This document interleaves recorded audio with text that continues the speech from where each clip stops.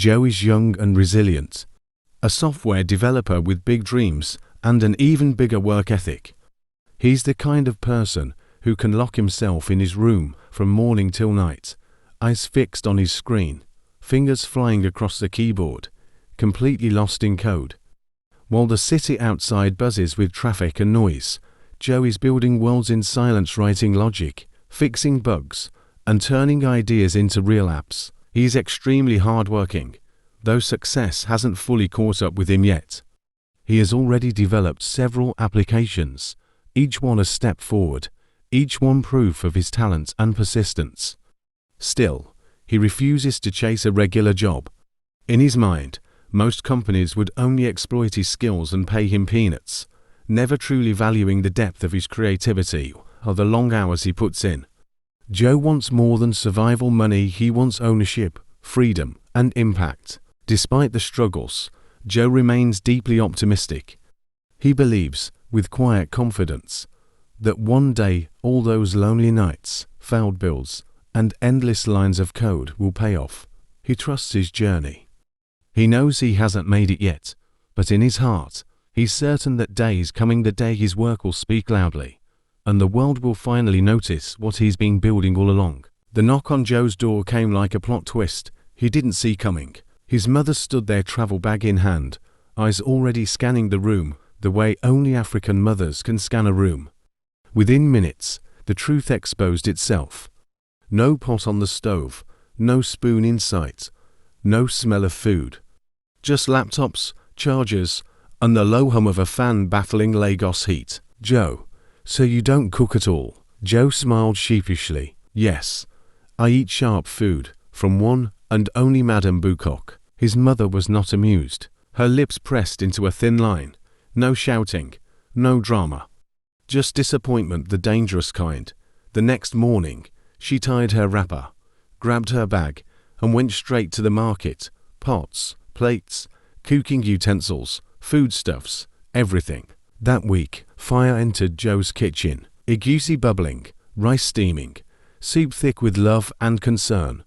Joe ate like a man rediscovering life. Morning, afternoon, night, real food, proper food. By the end of the week, his mother laughed and patted his stomach. Joe, you've grown fatter just 1 week. Joe laughed too. Every bite was joy. Every meal felt like home. Then she left. The very next day, Joe washed every pot, scrubbed every plate, dried every utensil, neatly arranged them inside the cupboard like museum exhibits. He shook his head and laughed to himself. Chai, Mom will never change. Buying foodstuffs and cooking. Who has time for that? Back to work, back to code, back to isolation. Joe's parents believed fiercely in his vision. They supported him financially when they could, spiritually always. Prayers morning and night, calls full of encouragement.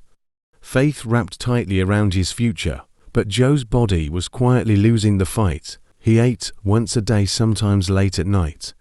His meals arrived on the back of a motorcycle, packed in nylon from Madame Buca's place. Cold food, rushed eating, no balance. Some nights, his stomach rebelled, stooling, vomiting, weakness creeping in like a silent bug in his system, and noticed, unchecked, compiling errors in his health while he compiled code. Joe was building dreams for tomorrow, while his body struggled to survive today. Then one fateful night, disaster struck. Joe was vomiting and stooling at the same time, clutching his stomach as if it were on fire.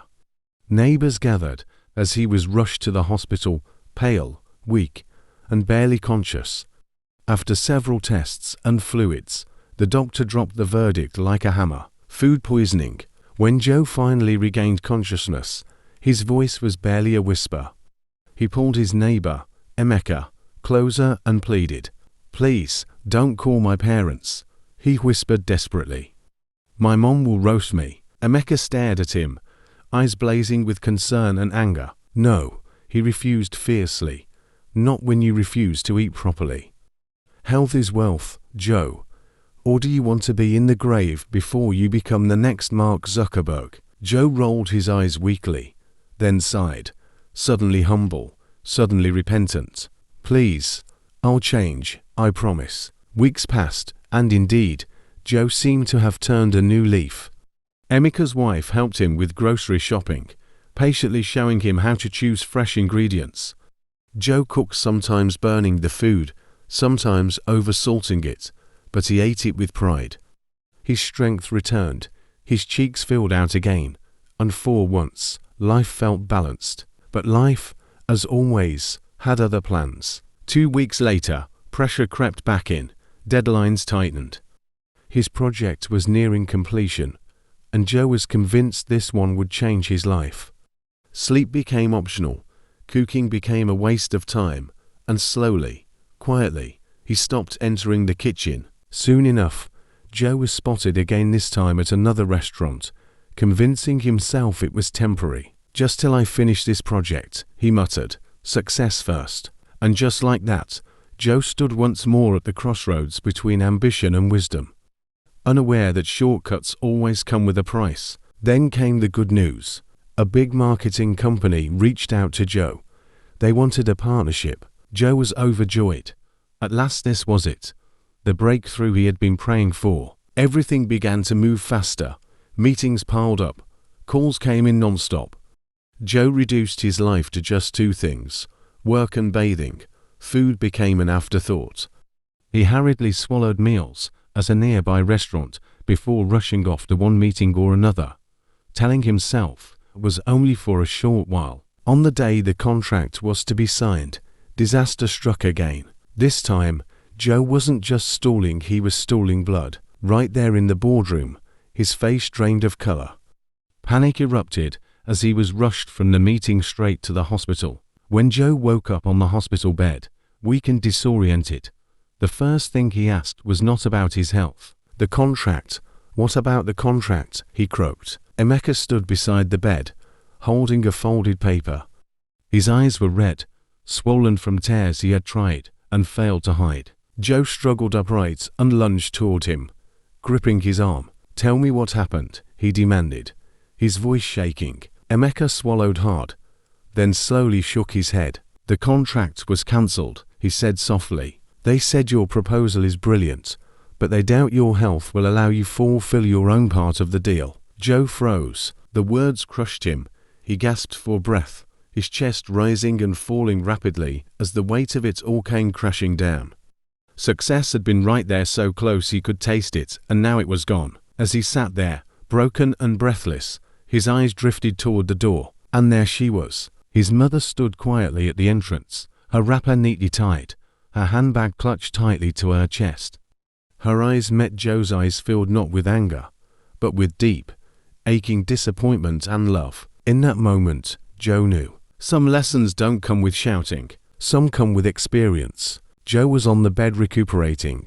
His mom brought him freshly prepared vegetable soup.